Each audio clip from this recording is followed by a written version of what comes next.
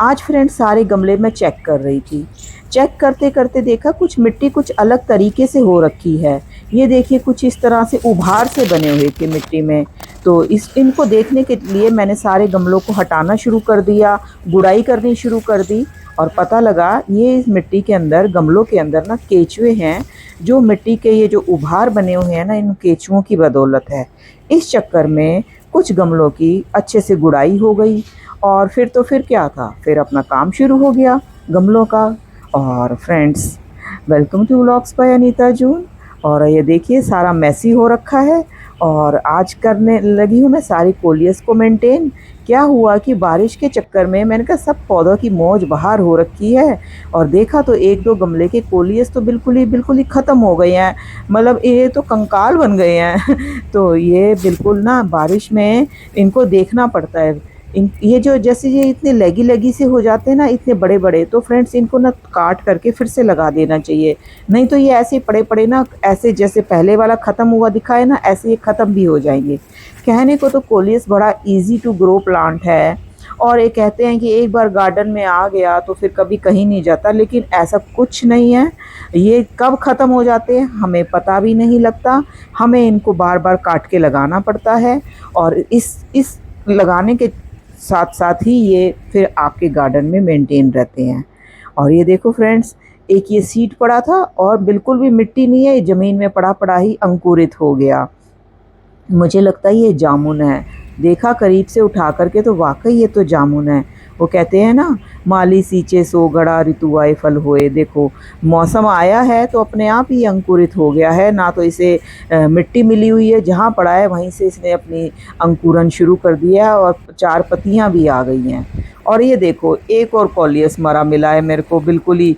ये भी बेचारा कहीं किसी कोने में पड़ा रह गया बाउल, और इसका कोलियस भी गायब हो गया। तो चलो फ्रेंड्स, सारे कोलियस मेंटेन करने के बाद आप ये जो मिट्टी देख रहे हैं ना, और मिट्टी को देखने के साथ साथ friends please like and subscribe करना और एक छोटा सा कमेंट कर देना प्यारा सा, बहुत मोटिवेशन मिलता है। और ये जो मिट्टी देख रहे हैं ना, ये है चिकनी मिट्टी। ये थी सॉन्ग ऑफ इंडिया के गमले की मिट्टी। ये देखो गमले, उसमें ना पानी रुक जाता था इस गमले में। हालांकि ड्रेनेज होल है, लेकिन इसमें ना पानी रुक जाता था। और मिट्टी का हाल आपने देखा ना कितनी गीली गीली सी है। तो ये मिट्टी मैंने अपने गार्डन से निकाली है, बिल्कुल बिल्कुल सॉफ्ट मीडियम है।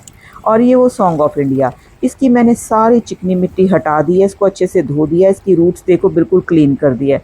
क्योंकि फ्रेंड्स हमारे क्लाइमेट में ना चिकनी मिट्टी में प्लांट सर्वाइव नहीं करते, कुछ टाइम के बाद वो मर जाते हैं। और इसकी ग्रोथ से मुझे लग भी रहा था कुछ गड़बड़ है। और तो जब गमला खोला तो पता लगा ये तो चिकनी मिट्टी का कमाल है। इतनी चिकनी मिट्टी थी इसके अंदर। तो और ऑब्वियसली उसमें तो पानी खड़ा होगा ही, चिकनी मिट्टी तो पानी अब्जॉर्ब करती ही नहीं है। और पानी अगर खड़ा रहेगा गमले में तो फिर तो आपकी रूट रॉट तो होगी ही होगी, और आपका अच्छा खासा प्लांट मर जाएगा। तो सॉन्ग ऑफ इंडिया को भी रख लिया दूसरे गमले में। उसकी अच्छी खासी मैंने मिट्टी, बिल्कुल ही कहते हैं ना सॉफ्ट मीडियम भंगूरित मिट्टी मैंने उसके अंदर बना रखी है। मेरे गार्डन में ना फ्रेंड्स मिट्टी बहुत अच्छी रहती है, उसके अंदर कंपोस्ट भी बहुत होती है और सॉफ्ट मीडियम होता है। और मैंने सैंड भी मिलाया हुआ है।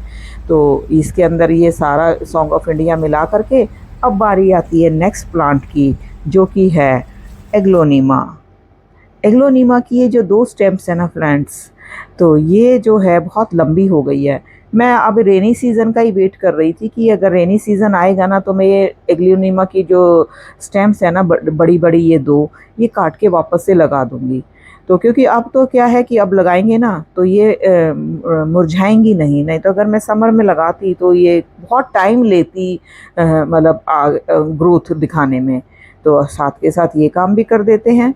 आज तो बस ये एग्लोनीमा का भी काम कर दिया है। और मैं ना इसको काट करके ना इसी के गमले में ही लगा दूंगी। मैं कोई दूसरा पॉट रेडी नहीं कर रही, क्योंकि इससे क्या होगा, ये पॉट जो है थोड़ा बुशी भी लगेगा। और अकेला एग्लोनीमा कहीं और मुझे लगता है नाराज़ हो जाएगा कि आपने मेरे को मेरी फैमिली से अलग क्यों कर दिया। तो फ्रेंड्स, क्योंकि गमले मेरे पास है ना बहुत हो गए हैं, तो मैं अब ना थोड़ा कंट्रोल कर रही हूँ और अभी ये इसी में ही लगा रही हूँ। फिर देखते हैं। और ये इसमें घना घना सा होगा ना एग्लोनीमा तो का, तो क्या है, गमला जितना घना होता है ना ये उतना ही खूबसूरत लगता है। तो फ्रेंड्स, आज ये मैंने इस तरह से एग्लोनीमा भी अपना मेंटेन कर लिया है। और धीरे धीरे सारे प्लांट्स मेंटेन करने हैं। थोड़ा सा गार्डन और क्लीन किया, क्योंकि एक बार लग जाओ ना फिर तो रहता है ये भी कर लो, लेकिन फिर भी बहुत काम बाकी है। और मानसून में तो बहुत ही काम करना है, कहीं से कुछ काट के लगाना है, कहीं सीड्स लगाने हैं और कहीं कटिंग्स लगानी है, तो वो काम भी साथ साथ करते रहेंगे। तो मैं छोटा सा एक व्यू आपको दिखा देती हूँ क्या किया है। वैसे तो वैसा ही लगेगा, लेकिन क्या होता है कि उसमें मैंने बहुत काम किया। ये सारे गमले मैंने मेंटेन किए, सारे गमलों की गुड़ाई की, कोलियस को काट काट के लगाया जो लैगी हो रहा था, ताकि वो कहीं इधर उधर फिर कहीं ऐसा ना हो कि फिर से गायब हो जाए मेरे गमले से, क्योंकि मैंने कलेक्शन जो कोलियस का है ना, बड़ी मुश्किल से ये इतने सारे शेड इकट्ठे किए हैं, नहीं तो मेरे पास एक रेगुलर कोलियस होता था। तो ये सारे कोलियस, ये देखिए मैंने डिफरेंट डिफरेंट कोलियस कलेक्ट किए हैं।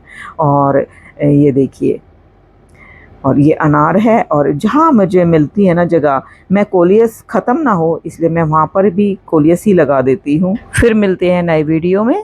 Thanks for watching, bye bye.